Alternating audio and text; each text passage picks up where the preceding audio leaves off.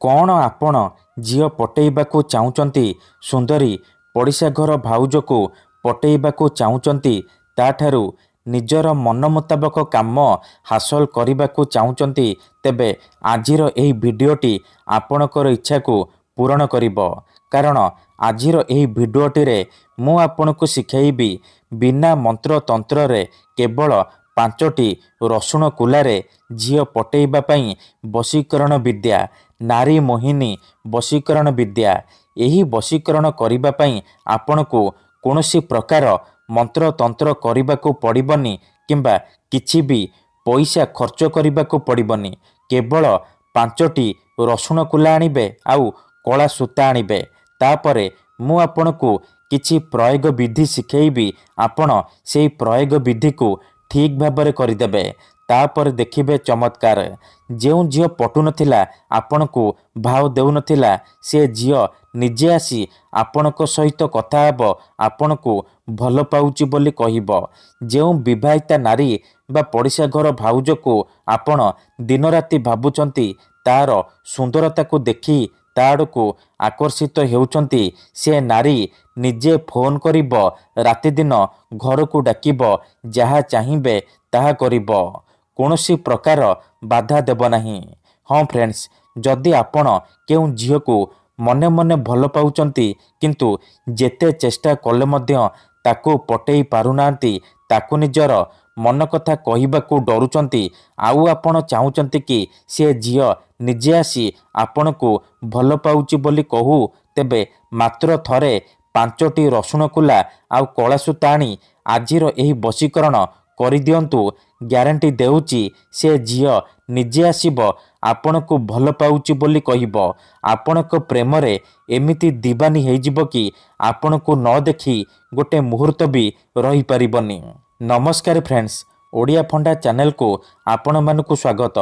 ଆଜିର ଏହି ଭିଡ଼ିଓଟିରେ ମୁଁ ଆପଣଙ୍କୁ ଶିଖାଇବି ଆପଣ କିପରି ଘରେ ବସି ବସି 5ଟି ରସୁଣ କୁଲା ଆଉ କଳା ସୂତା ସାହାଯ୍ୟରେ ଝିଅ ପଟେଇ ପାରିବେ।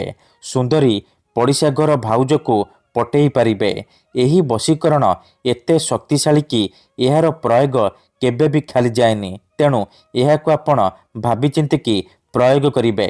ମନରେ କୌଣସି ଖରାପ ଉଦ୍ଦେଶ୍ୟ କିମ୍ବା କୌଣସି ଖରାପ କାମ ପାଇଁ ଆପଣ ଏହି ବଶୀକରଣକୁ ପ୍ରୟୋଗ କରିବେନି। କାହିଁକି ନା ମାତ୍ର ଥରେ, ହଁ ଫ୍ରେଣ୍ଡସ୍, ମାତ୍ର ଥରେ ଯେଉଁ ଝିଅ ବା ନାରୀ ଉପରେ ଆପଣ ଏହି ବଶୀକରଣ ପ୍ରୟୋଗ କରିଦେବେ, ସିଏ ସେହି ସମୟଠାରୁ ଆପଣଙ୍କ ଆଡ଼କୁ ଆକର୍ଷିତ ହେବାକୁ ଲାଗିବ। ପାଗଳି ପରି ଆପଣଙ୍କୁ ଭଲ ପାଇବାକୁ ଲାଗିବ। ଆପଣଙ୍କ ପ୍ରେମରେ ଏମିତି ଦିବାନୀ ହେଇଯିବ କି ଆପଣଙ୍କୁ ନ ଦେଖି ଗୋଟେ ମୁହୂର୍ତ୍ତ ବି ରହିପାରିବନି। ହଁ ଫ୍ରେଣ୍ଡସ୍, କେତେଥର ଏମିତି ହେଇଥାଏ କି ଆମେ ଯେଉଁ ଝିଅକୁ ଭଲ ପାଉ, ସିଏ ଆମକୁ ଭଲ ପାଏନି, ଅନ୍ୟ କାହାକୁ ଭଲ ପାଏ, ଆଉ ଆମେ ତା ପଛରେ ଗୋଡ଼େଇ ଗୋଡ଼େଇ ନିଜର ସବୁ ସମୟ ସାରିଦେଉ, କିନ୍ତୁ ସେ ଝିଅକୁ ପଟେଇ ପାରୁନି। ଯଦି ଆପଣ ବି ଏହିପରି ପରିସ୍ଥିତିରେ ପଡ଼ିଛନ୍ତି, ଯେତେ ଚେଷ୍ଟା କଲେ ମଧ୍ୟ ନିଜ ପସନ୍ଦର ସେ ଝିଅକୁ ପଟେଇ ପାରୁନାହାନ୍ତି, ତେବେ ମୋ କଥା ମାନି 5ଟି ରସୁଣ କୁଲା ଆଣି ଆଜିର ଏହି ବଶୀକରଣ କରିଦିଅନ୍ତୁ। ଗ୍ୟାରେଣ୍ଟି ଦେଉଛି ସେ ଝିଅ ଯେତେ ଦୂରରେ ଥିଲେ ମଧ୍ୟ ନିଜେ ଆସିବ, ଆପଣଙ୍କର ପାଦ ତଳେ ପଡ଼ିବ, ଆପଣଙ୍କୁ ଭଲ ପାଉଛି ବୋଲି କହିବ। ଏହି ବଶୀକରଣ ସାହାଯ୍ୟରେ ଆପଣ ବର୍ଷ ବର୍ଷ ଧରି ଭାଙ୍ଗି ଯାଇଥିବା ପୁରୁଣା ପ୍ରେମକୁ ଫେରାଇ ଆଣିପାରିବେ।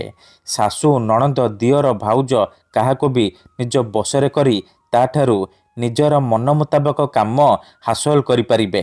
ତେବେ ଏହି ବଶୀକରଣ କରିବା ସବୁଠାରୁ ସହଜ। ଏହାକୁ ଆପଣ କିପରି କରିବେ, କେମିତି କରିବେ, ଏହାର ପ୍ରୟୋଗ ବିଧି କ'ଣ, ମୁଁ ଆପଣଙ୍କୁ ଶିଖାଇବି। ସମ୍ପୂର୍ଣ୍ଣ ପ୍ରୟୋଗ ବିଧି ଠିକ୍ ଭାବରେ ଶିଖାଇବି।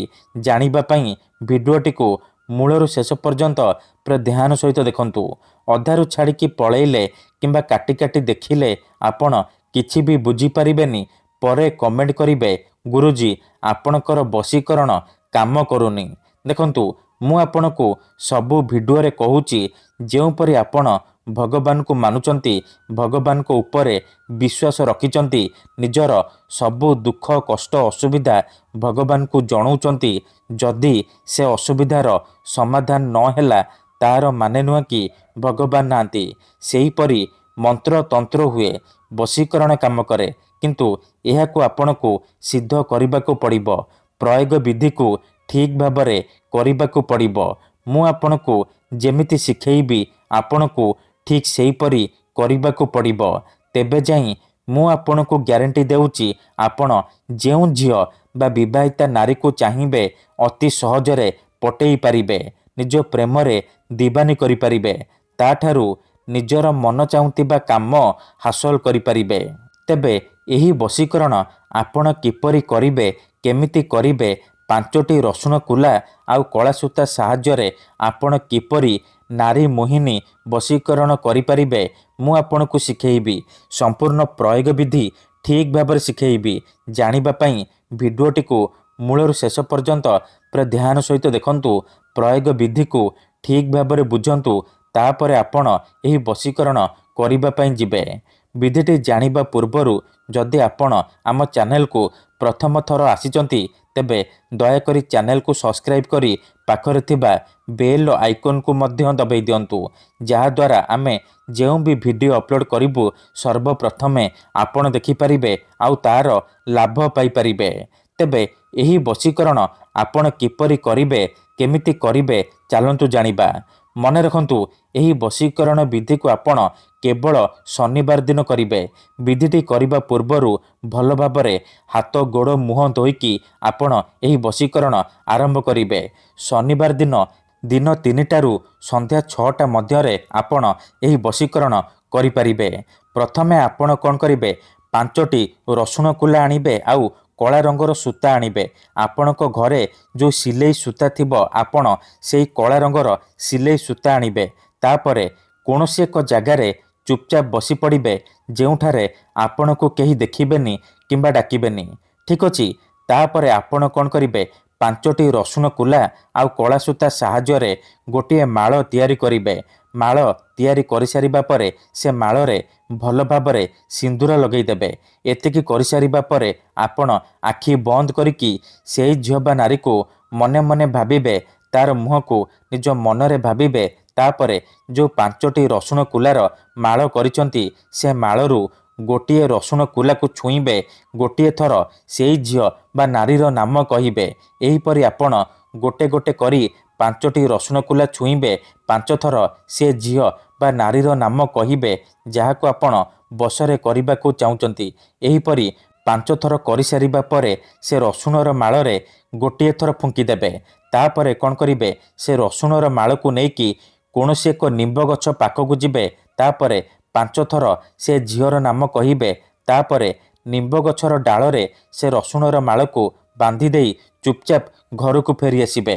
ମନେ ରଖନ୍ତୁ, ନିମ୍ବ ଗଛର ଡାଳରେ ରସୁଣର ମାଳକୁ ବାନ୍ଧିବା ସମୟରେ ଯେମିତି ଆପଣଙ୍କୁ କେହି ଦେଖିବେନି କିମ୍ବା ପଛରୁ ଡାକିବେନି। ନିମ୍ବ ଗଛର ଡାଳରେ ରସୁଣର ମାଳକୁ ବାନ୍ଧି ସାରିବା ପରେ ଚୁପଚାପ ଘରକୁ ଫେରି ଆସିବେ, ପଛକୁ ବୁଲିକି ଚାହିଁବେନି। ଗ୍ୟାରେଣ୍ଟି ଦେଉଛି, ଏତିକି କରିକି ଦେଖନ୍ତୁ, ସେ ଝିଅ ଆପେ ଆପେ ପଟିଯିବ।